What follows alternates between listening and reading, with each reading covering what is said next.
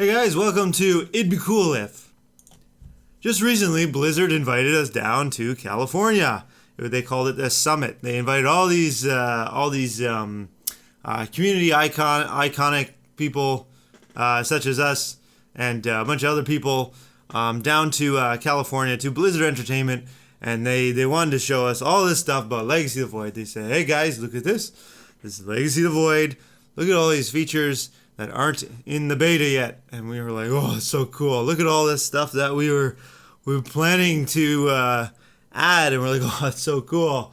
All right, and they're like, "What?" And then they said, "What do you guys think we should add or change to Legacy of the Void?" And then we all spoke for the community, and we said, stuff. We said our thoughts. Microtransactions or changing Protoss gateway units and all that good stuff. So it was actually a really great experience. We got to say our ideas, and Blizzard got to kind of we really connection between the community and the Blizzard, which was really great. And I think it was a positive experience for everyone, people, the community such as us, and Blizzard as well. It was really great. So on that note, because they've been really open with communication and they're saying, you got ideas, shoot them our way kind of thing. So guys, this is the time to present ideas and perhaps Blizzard will take them. So on that note, we wanted to make a couple of videos. This might be the only one, I don't know. But we will call the series IdBeCoolif. All right, guys, hope you enjoyed that little intro. So basically, IdBeCoolif is just some ideas we just want to toss out there. And since we're on the verge of Legacy of the Void, we thought we would just give our 2 cents and what we think would be kind of cool changes. All these ideas are Protoss. I play Protoss personally, so I feel like I can offer the most suggestions. However, we will try our best to do a Terran and a Zerg IdBeCoolif as well. But yeah, so we just want to get some ideas out there. Are they good? I don't know. You tell me. Leave your ideas in the comments below. So here are some ideas. We're gonna start with the Zealot and the Adept, and basically how I feel like their roles are reversed at the moment, and they should unreverse them or change them, whatever. Because the Adept is for some reason forced into this tanking unit, but harassing unit. I don't know. It's kind of weird. And then the Zealot is like a mild version of anything that the Adept can do, because the Adept can usually do it better in most cases. So anyway, putting how it is aside right now, what I think would be cool change and a helpful change. And by the way, whenever I think of ideas, I think of what would increase the micro and the fun as well. So my idea for the Zealot is to give it a shield regeneration research. I think this would be cool because its shields would regenerate in combat, encouraging micro. You pull back the ones that are damaged and then re-engage them and rinse and repeat kind of thing. This wouldn't make too much of a difference in an actual large battle because the shield regeneration wouldn't be able to because the DPS is much higher in a large battle, that the Zealots die quicker, that the shield regeneration wouldn't make too much of a difference. But in smaller battles, you could micro them a lot more, and it would make a world of a difference with micro, I think. So if the shield regeneration isn't strong enough, you could add in a +1 shield or +1 armor to shields when it gets research as well. However, or you could just change the shield regeneration rate as well, and whatever's balanced. But the idea is to have that shield regeneration. Again, these ideas might not be balanced when it comes to numbers. I try to stay away from the numbers, but the idea of the of these game mechanics, I guess, these designs, I think would be kind of cool. All right, so the Adept. So let's go over the Adept. Decrease its total hit points, so hit points and shields, to 110. I think this thing should be squishy. I think it should be a fragile unit. 110 hit points isn't too bad. Marines have 45 hit points, 55 with shields, or with the combat shield. So it's basically has the hit points of 2 Marines. Okay, this 110. So it's not that bad. and then double the attack speed though. So this thing can dish out damage. It attacks really slow at the moment, and it can have 230 hit points, something ridiculous, like super tanky for 2 supply, and it's just kind of odd because it's a fast harassing unit. So it's like, why is it so tanky? So I wanted to go with that idea of fast harassment and kind of agile unit. 110 hit points, double the attack speed. And maybe give it a research with the increased range or the bounce on kill that they used to have. My idea number 2 here at the bottom there, being able to, instead of the shade ability, change it to a cloak for 10 seconds. Travels 50% faster when cloaked, but the Adept cannot attack while cloaked. So you're committing to this thing. You can still scout with it. Cloak can peek up the ramp or whatever, and yeah. So I don't know. Those are 2 changes that I think would define their roles more, and it would communicate better, at least for me anyway. The shade ability I've had fun with, but it kind of gets really weird and tedious sometimes, and I don't know. I don't know. I just feel like this would suit StarCraft a little better and make a little bit more sense lore wise. But anyway, so it's like a stealth ability, I guess. All right, it'd be cool if. All right, this is Sentry change. Okay, I think this is cool. I don't know about you guys. I think this might be a good change because I'm a Protoss player. I hate A moving. I think it's not fun. It's boring, and I would like to be more strategic in my battles and stuff like that. And I hear you about sentries. It's kind of like the force field thing is bleh. But anyway, so this is my idea. All right. Sentry, when you either it has a mode or when you turn on Guardian Shield, one of the two. But once Guardian Shield comes up, the Sentry is now stationary. So Guardian Shield makes the Sentry stationary. However, it gives you armor for both ranged and melee attacks against you. So normally it just does for range, but for melee and range. If that's not good enough, then you could boost the armor to 3, although I think that would be too good. However, I think the idea of it transforming, and so it transforms to something like this, I don't know, it's my little sketch, and it becoming stationary really gives you a stronghold to defend from, and less A move and more like strategic positioning as well. So there's that. And then force field, Sentry can only do 1 force field at a time, and the force field is.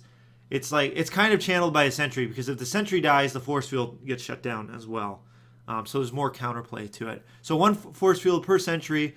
Sentry is stationary with the force field as well, because it has to be in this mode thing. And yeah, so those are my ideas for the Sentry. I think these are good because I think it involves more strategic planning and positioning, and more counterplay for the enemy as well. And it gives Protoss that. And by the way, having 1 force field isn't that much of a nerf, just because the Guardian Shield also blocks melee as well, 2 armor against melee. So the reason for the force field, for the most part, I don't know, majority of the time, you block melee attackers or short range attackers. So it kind of protects you. The Guardian Shield kind of protects you from the melee as well. So those are my ideas. Again, I think it gives that when you're attacking and stuff like that, it'll lock down an area and help you maybe attack better or defend better or whatever kind of thing. So those are some ideas. All right, I really like this one. Don't criticize me. It'd be cool if. All right, this is a Colossus change, because I like the Colossus. I think it's a very Protoss unit, War of the Worlds kind of thing. However, I agree with a lot of people where it's kind of boring in its play. So, it's my idea. Colossus range increases over time when stationary.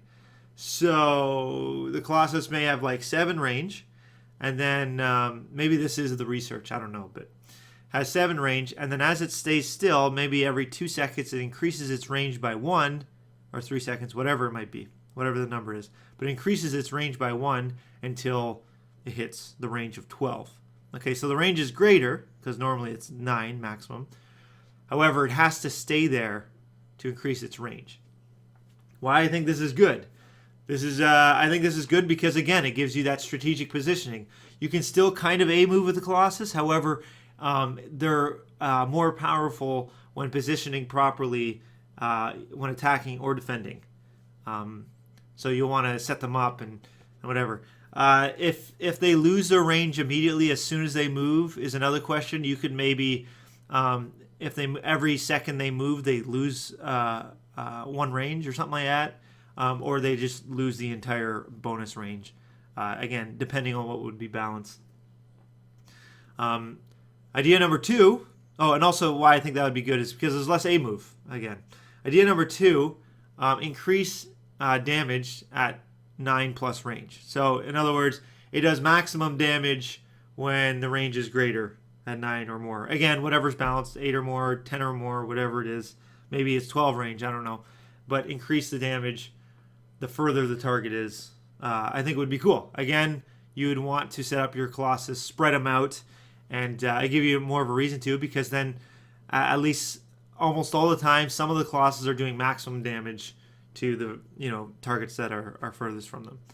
Idea number 3. This might be like the dumbest idea, because I don't know how weird and stupid it would be or how gimmicky, but prioritize the furthest attacking target. So again, it would just make it function differently. That was the idea behind it. I realize idea number 2 and idea number 3 really like promote each other and complement each other. However, if you just take one of them or both of them, whatever works, whatever's balanced, but the functionality would be different and it would become more of a unique unit, and you would get it for specific purposes, I think, as well. So I think that would be cool. Also, it wouldn't attack the front line, so like squishy units like Marines wouldn't be attacked. It might be like the tanks that are being attacked. So maybe you want to have one Colossus up front attacking the tanks, but your other Colossus are really pulled back, so they'll attack the Marines. You know what I mean? So it could be a disadvantage having the attack priority at the furthest. It depends.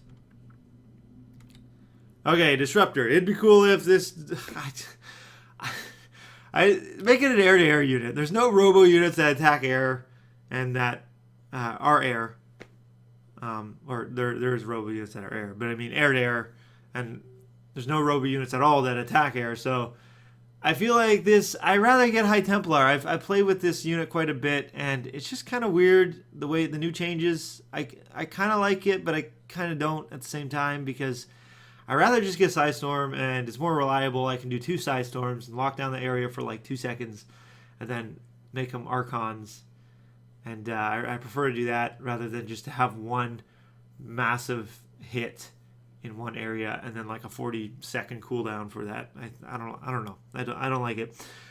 So if you change this unit to an air-to-air unit, I think it would be better, because then it could help against Mutalisks or drops or whatever, and maybe change it back to the old design or something. I don't know. But an air-to-air unit for Robo, or even a ground-to-air unit, whatever, for Robo would be nice. So you could maybe go Robo. Just pure Robo. I don't know. Maybe try it. Anyway. It'd be cool if. This is a weird idea. I think it would help with Protoss's too expensive kind of thing, and help with expanding. Maybe this would be a research. Maybe it would be unlocked once you get to Twilight Council or something. I don't know. Or Warp Gate. But it'd be cool if Nexus Warp Jump was a thing. So what it would do is teleport the Nexus to another location. It would take as long as it does to build a Nexus. Okay. So you would have to, it would just take just as long to warp that Nexus there as to just build one. However, the Nexus can take damage from both locations. Okay. So if one of those locations... like, you destroy the Nexus from one of those locations, then the Nexus is destroyed completely, and it shuts down the warp jump, obviously. But yeah, so the Nexus, maybe at the primary location where it started, it goes all like blue and glowy and transparent, and then at the other location that shows up as well, but maybe it has like this effect that it's like warping in kind of thing.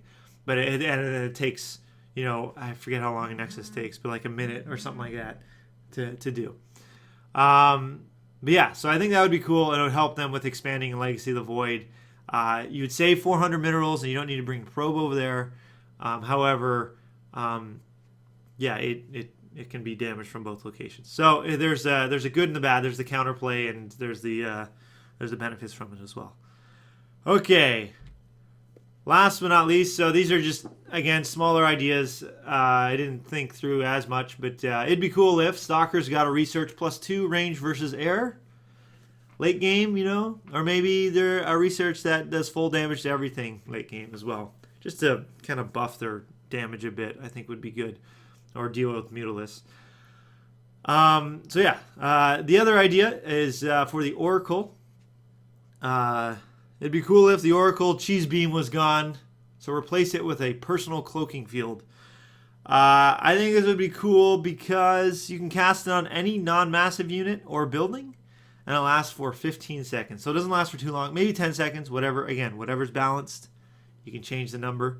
But I believe it'll open up a lot of strategic options and less like, I kill your mineral line, haha, cheesy beam kind of thing. You could cloak a warp prism. You know, get it in there for the first 10-15 seconds and warp in and get out kind of thing. You could attack and harass with a void ray, and then the void ray is going to be attacked, but then the Oracle cloaks it so it gets away or something. I don't know. Make it cost like 25 energy, so you could do it to a couple units, or maybe 50 energy. Again, whatever's balanced. Yeah, so I don't know. I think that'd be pretty cool, maybe. But anyway, guys, all these ideas aren't intended to be all in there, obviously. So, again, are these balanced? I have no idea. I just wanted to give my thoughts and my ideas for Legacy of the Void.